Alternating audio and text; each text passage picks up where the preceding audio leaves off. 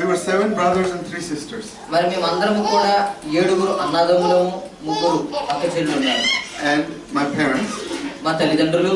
And we had a cousin living with us. అలాగే మాతో మా అన్నగారి బంధువులు ఒకరు జీవిస్తూ ఉన్నారు. And we had a cook. అలాగే మా వంట మనిషి కూడా మాతోనే ఉంటున్నారు. All 14 people lived in a 3 room and 1 kitchen house.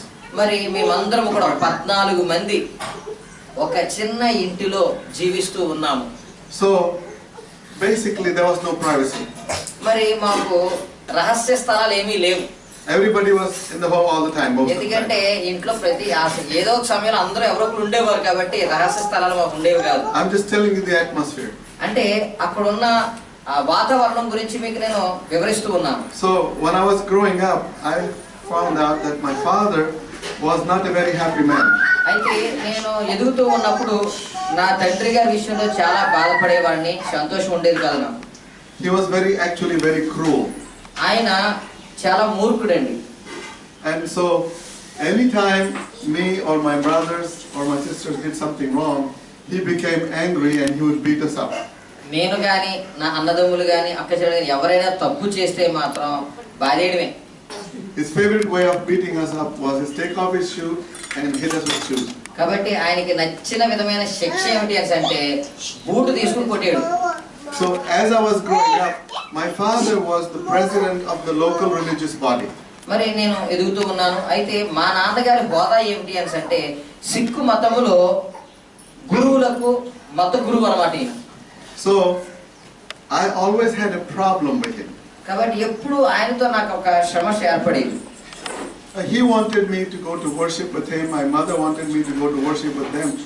And I don't know why. I was the only member of the family who did not like that. అయితే మా తల్లిదండ్రులతో నేను కూడా వారితో పాటుగా గుడికి వెళ్ళవలసిన పరిస్థితి ఏర్పడేది. అయితే అదేంటో కానీ మా ఇంట్లో అందరికీ గుడికి వెళ్ళడం ఇష్టమేది కానీ ఆ యొక్క విగ్రహాల దగ్గరికి వెళ్ళడానికి నా ఒక్కడికి మాత్రం ఇష్టమయ్యేది కాదు. The problem was my father worshipped idols, my mother worshipped idols. ఇక్కడ సమస్య ఏమిటి అంటే మా నాన్నగారు మా అమ్మ ఇద్దరూ కూడా విగ్రహాలను ఆరాధించేవారు. And I used to say, how can do you know what how Sikhs worship? Do you know how Sikh people worship? ఏమండి సిక్కు మతస్థులు ఏ రీతిగా ఆరాధిస్తారో తెలుసా అండి ఎవరికైనా ఇక్కడ ఉన్న వారికి? Okay, they have a big book. ఏమండి సిక్కు మతస్థులకి పెద్ద పుస్తకం ఉంటుందండి. They call it their Guru Granth. దాన్ని ఏమని పిలుస్తారంటే గురు గ్రంథం అని పిలుస్తారు. It's just the printing company printed the book. కాబట్టి అక్కడ ప్రింటింగ్ ప్రెస్ ఉంటుంది చూడండి, ఆ ప్రింటింగ్ ప్రెస్ వల్ల ఆ పుస్తకాన్ని ముద్రించారు. And now it becomes God. ఇప్పుడు ఏమైపోయిందంటే అది ఒక ఆరాధ పుస్తకం అయిపోయింది. They bring food to it, they bring money, they bring sacrifices. కాబట్టి అందరూ ఏం చేస్తారంటే ఆ పుస్తకానికి భోజనం తీసుకొస్తారు, కానుకలు తీసుకొస్తారు, బలి అర్పిస్తూ ఉంటారు. And they bow in front of it. దాని ముందు ఏం చేస్తారంటే సాష్టాంగ నమస్కారం చేస్తారు. And I had a problem with that. అయితే ఇదంతా చూసినప్పుడు నాకు బాధ అనిపించేది.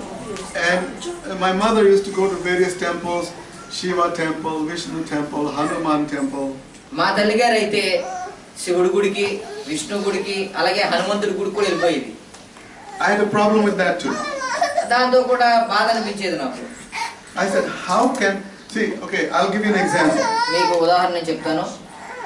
If I'm see, you gave me a watch as a present. అంటే మీరు అందరూ కూడా మరి గడియారం బహుమతిగా ఇచ్చారు. Okay, whoever made this watch, is this watch better than the person who made it, or is the person who created the watch better?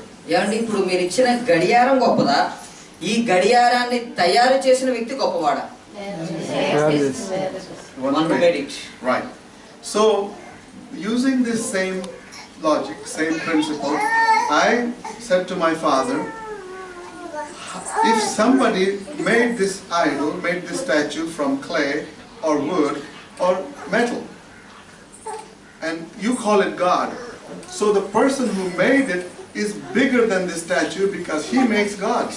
మా నాన్నగారితో ఎప్పుడు నేను వాదన పెట్టుకునేది ఏంటంటే మరి మట్టితోనో రాయితోనో ఇనుముతోనో ఏదో ఒక లోహంతో మీరు విగ్రహాన్ని తయారు చేస్తున్నారు, ఈ విగ్రహాన్ని దేవుడు అంటున్నారు, ఇప్పుడు ఈ విగ్రహం గొప్పదా, విగ్రహాన్ని తయారు చేసినప్పుడు గొప్పడా అని ఎప్పుడు వాదపడేది నాకు మా నాన్నగారు.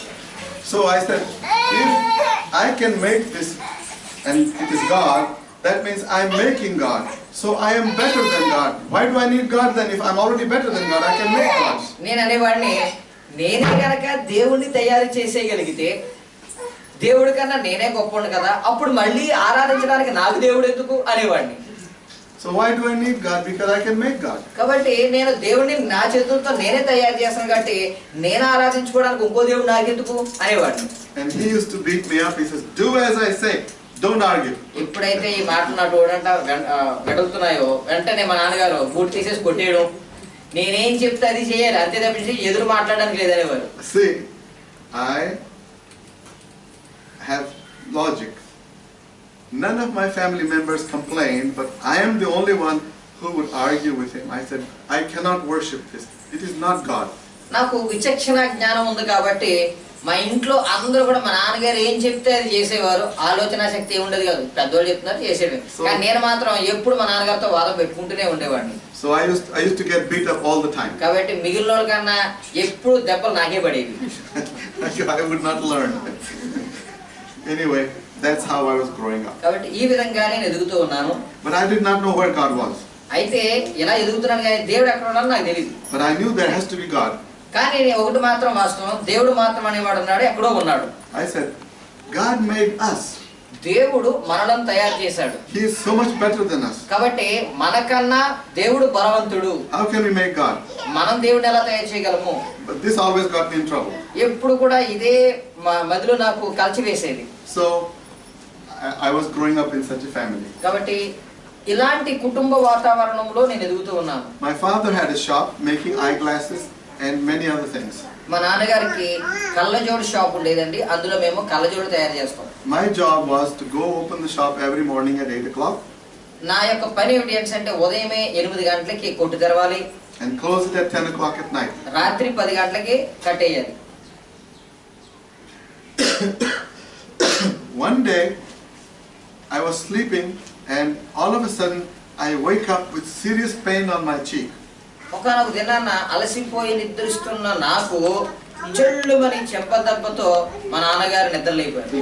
What had happened was my father saw me sleeping and I must have slept a little late, so he hit me very hard on my face and he said, "Get up, you lazy son. You are sleeping. You need to go to work." ఆయన అంటే రాత్రి అలసిపోవడంతో నేను కొంచెం ఎక్కువసేపు పడుకున్నాను, ఉదయం లేవలేకపోయాను కాబట్టి చెల్లుమని చెంప మీద కొట్టి, ఓ సోమరిపోతా నువ్వు పనికి వెళ్ళాలి కదా లేగు అని చాలా కఠినంగా మాట్లాడారు. He hit me so hard that when I opened my eyes, not only I could not see, I had tears in my eyes. అయితే ఏం జరిగింది అంటే కనుక ఎంత గట్టిగా కొట్టారు లేదా ఎంత బాధ కలిగింది అంటే కళ్ళు బయర్లు గమ్మి కళ్ళంట నీరు వచ్చేసింది నాకు. Okay. I was not happy. నాకు చాలా అసహనానికి గురైపోయాను. But before this, I was always working at my father's shop every day. And one day what happened is, a very tall white man came to my shop. మరి దీనికన్నా ముందు జరిగింది ఏమిటి అంటే కనుక నేను ఈ కళ్ళజోడు షాప్లో పనిచేస్తూ ఉన్నప్పుడు నా పని నేను చేసుకున్నట్టే ఒక ఎత్తుగా ఉన్న ఒక మనిషి, ఫారినర్, ఆయన భారతీయుడు కాదు, మా కొట్లోకి రావడం జరిగింది. He had broken glasses. ఆయన చేతిలో విరిగిపోయిన కళ్ళద్దాలు ఉన్నాయి. And because I was always arguing with my father, my younger brother was the manager of the shop and my job was to clean the shop. ఇప్పుడు ఏంటంటే ఎప్పుడు మా నాన్నగారితో వాదం పెట్టుకునేవాడిని కాబట్టి నేను మా నాన్నగారికి ఇష్టమయ్యేవాడిని కాదు. అందుకే ఏం చేశారంటే నా తమ్ముడిని మేనేజర్ అక్కడ ఉన్న దానికి మేనేజర్ చేసి నా పని ఏంటంటే అంత శుభ్రం చేయడమే. See, I did not tell this in any before testimonies because I didn't have enough time. You have given me a little extra time, so I'm telling you a little more. అంటే ఇప్పుడు చెప్పిన ఈ మాట ఎప్పుడు నేను చెప్పిన సాక్ష్యం ఎప్పుడు చెప్పలేదండి. ఇక్కడ నాకు సమయం ఇచ్చారు కాబట్టి చెప్పాను. కాబట్టి నా పని ఏంటంటే శుభ్రం చేయడమే. So my younger brother was my boss. కాబట్టి ఇప్పుడు నా తమ్ముడు నాకు బాస్ అక్కడ. Okay, because I was cleaning, I knew everything where everything was in my shop. అయితే అంత శుభ్రపరిచేవాడిని, అంత